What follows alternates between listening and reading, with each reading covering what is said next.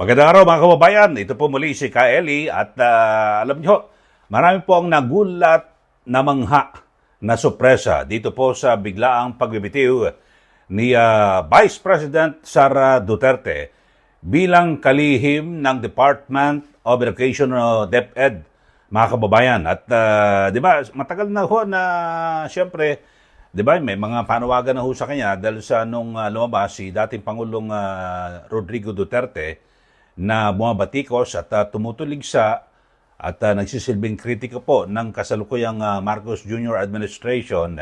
Marami po nanawagan. Pero ngayon ho ay biglaan na pong nag-resign si VP Sara bilang kalihim ng DepEd, Department of Education. Bagamat walang ibinigay na yung personal na rason, wala po. Pero ang sabi niya, ito po ay bilang pagpapakita ng kalakasan, hindi kahinaan. Panoorin po natin. Ito pong si Vice President Sara Duterte sa kanyang pahayag hinggil sa pagbibitiw nito sa gabinete ni Pangulo Marcos Jr. bilang kalihim ng Department of Education. Mga kababayan, ang aking pagbibitiw ay hindi lulan ng kahinaan, kundi dala ng tunay na malasakit para sa ating mga guro at kabataang Pilipino. Bagamat hindi ako magpapatuloy na mamamahala sa kagawaran, patuloy pa rin nating itataguyod ang kalidad ng edukasyon na nararapat para sa Pilipino.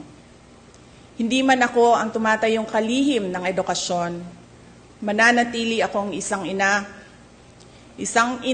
na nagmamatyag at titindig para sa kapakanan ng bawat guro at bawat mag-aaral sa Pilipinas. Para sa isang matatag na Pilipinas. Mga kababayan, lahat ng ating ginagawa ay para sa Diyos, sa bayan at bawat pamilyang Pilipino. Syukuran. Thank you. Yan po ang maikling pahayag ni Vice President Sara Duterte hinggil sa kanyang pag-resign sa gabinete ni Pangulong Marcos Jr. At ito na ho ba ang hudyat ng formal na paghihiwalay ng landas ni na Pangulong Marcos Jr. at VP Sara Duterte?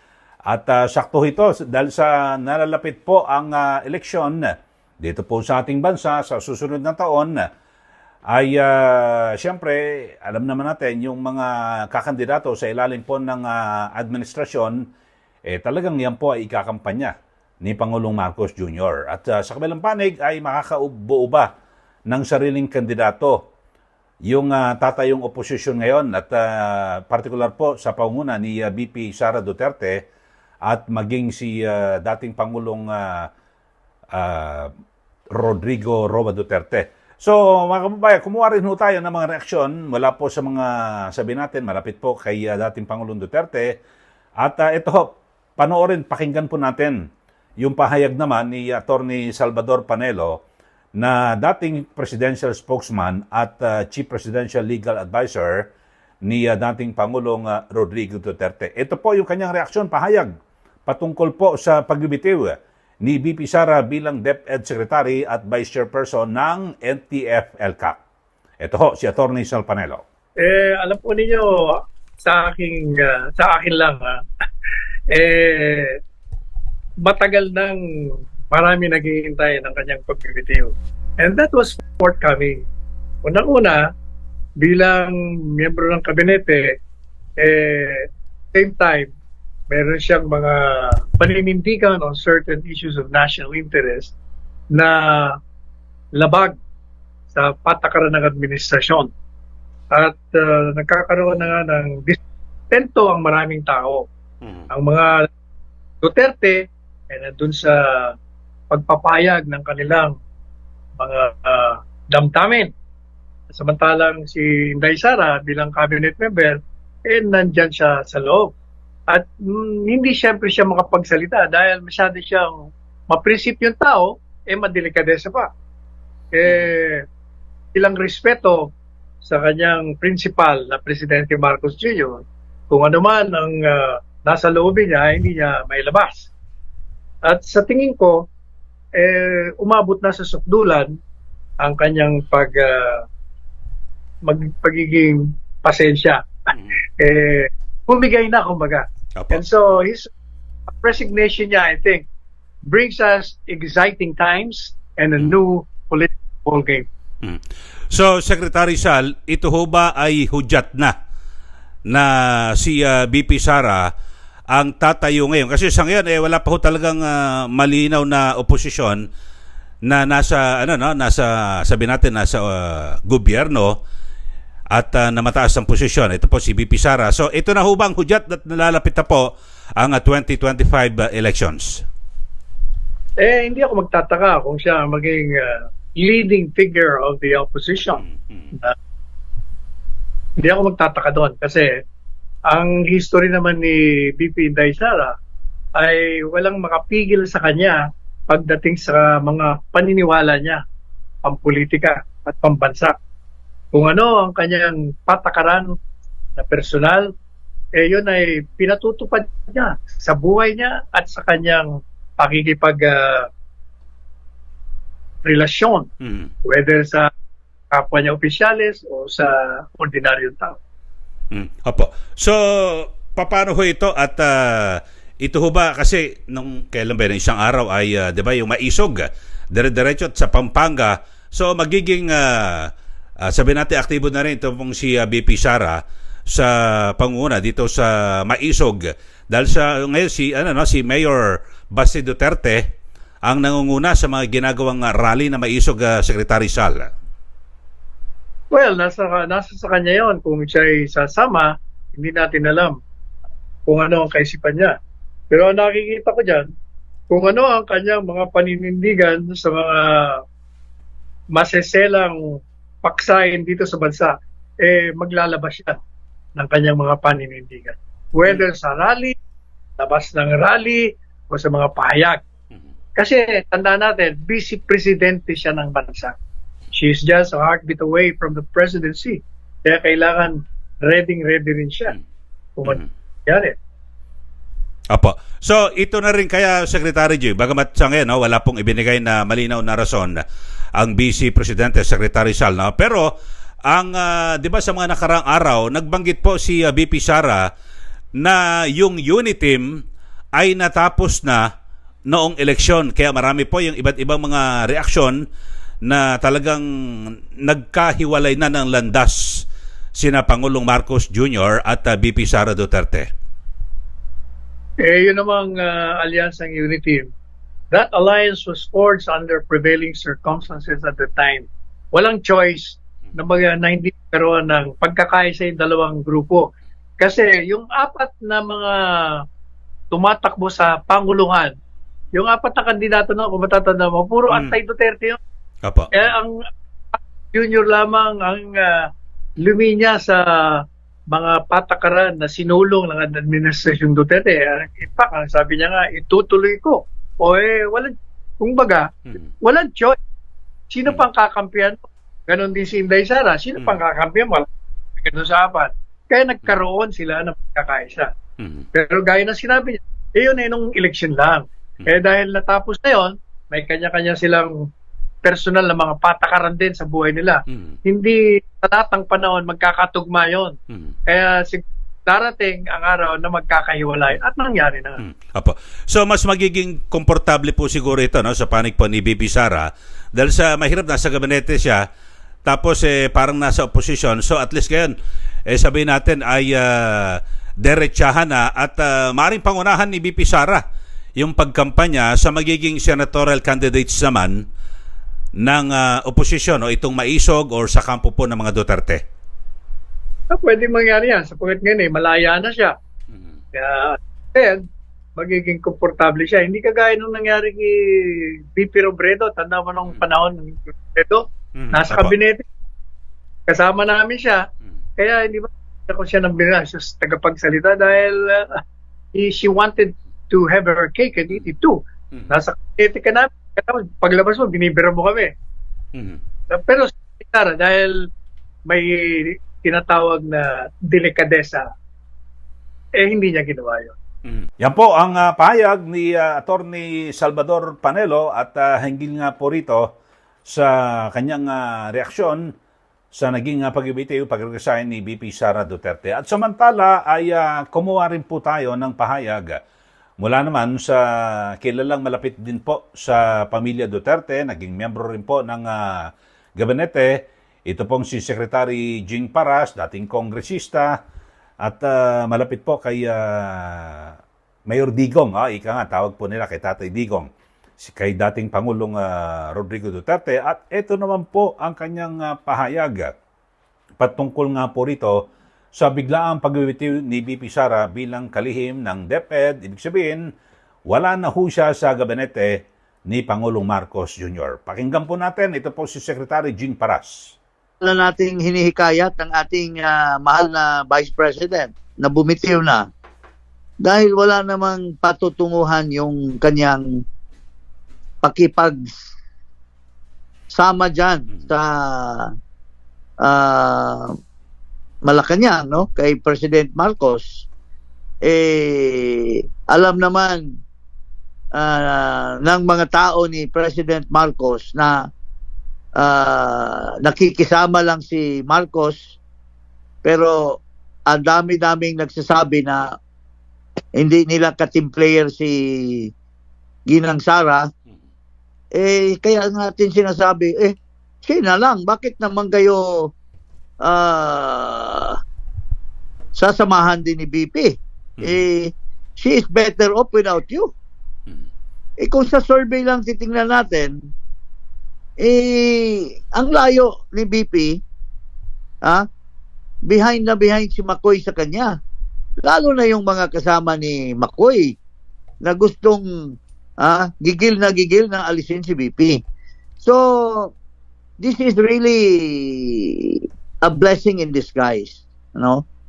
Of course, maraming natutuwa dyan, lalo na yung mga pulahan, mga dilawan, mga piglawan, kasi may mga bata-bata siguro silang gustong ipalit kay VP Sara, but that's neither here or there. But ang point natin dito, the resignation of VP Sara will now usher a new birth of the real opposition. Although nandyan ang ating dating Pangulo, PRRD, pero hindi naman natin talaga masasabi na mayroon pa siyang tama na lakas, tama na agility. So nangangailangan talaga ng bata at kasalukuyan may hinahawakan na pwesto na at bago lamang na halal at napakita during the election na she has so much support from the people, more than the president. So this means that pagka nagdeklara ito, pero I doubt if the Vice President will immediately succumb to mga opportunists na naghihintay lang na sasakay sa kanya. I think the BP magpapahinog muna ito at so on so forth.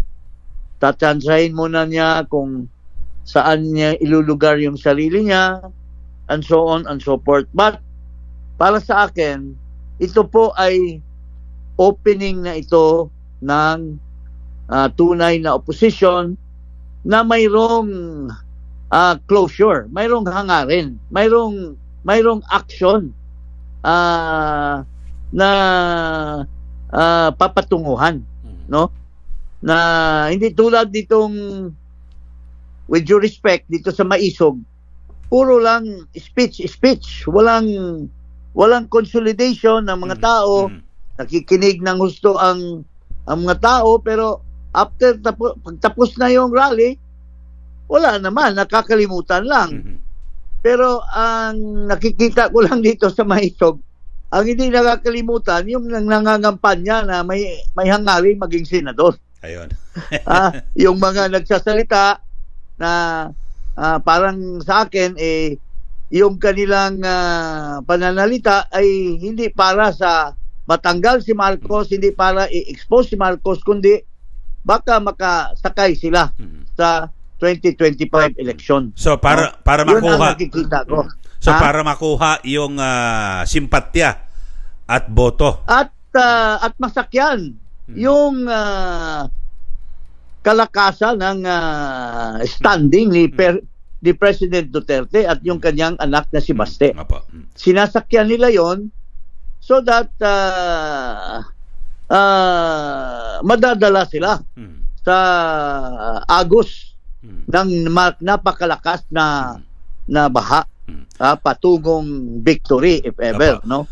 Oh. So Secretary Jing, lumilit nga ito, parang sabihin natin, ako bilang taga-Masid din sa media, magiging makulay yung magiging yung mangyayaring 2025 elections dahil sa administrasyon, yung kanila mga kandidato, ikakampanya yan siyempre ni Pangulong Marcos Jr. at yung nasa posisyon sa kampo po ni dating Pangulong Duterte, maaring pangunahan ni BP Sara yung pagkampanya naman sa kanila. So magiging makulay ngayon ang eleksyon. Maganda ang laban nito, Secretary Jing. Pero I just want to caution the Vice President na huwag siyang padalos-dalos na pumili lamang nitong mga oportunista na mga kandidato.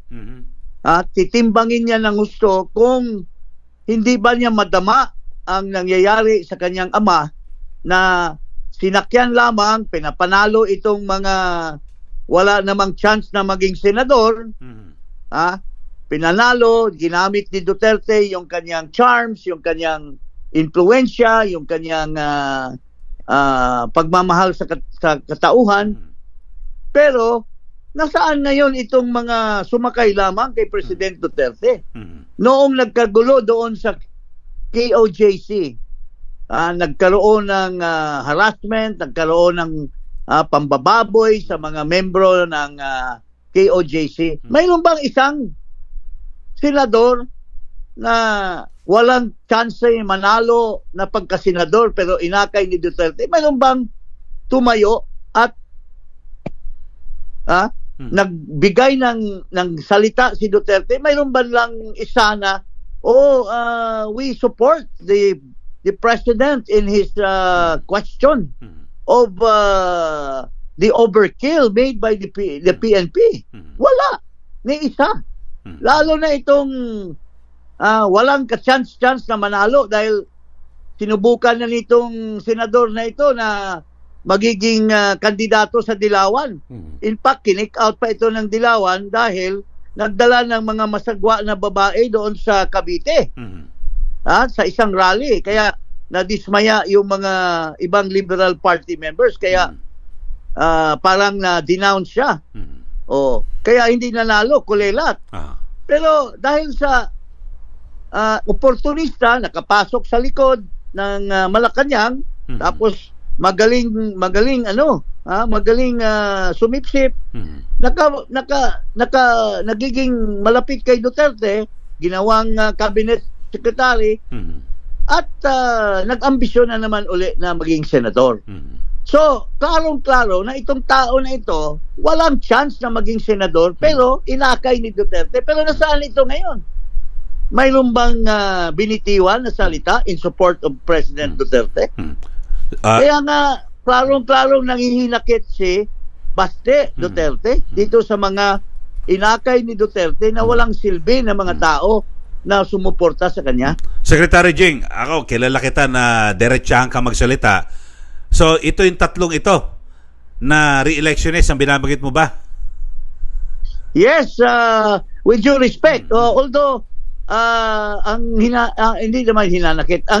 Ang surprise lang ako, bakit naman sinisingle out ni Baste si Senator Bongo? Senator Bongo. Senator Bongo is the lesser of the three evils. Kasi si Bongo, nakikita ko naman sumasama sa mga rally.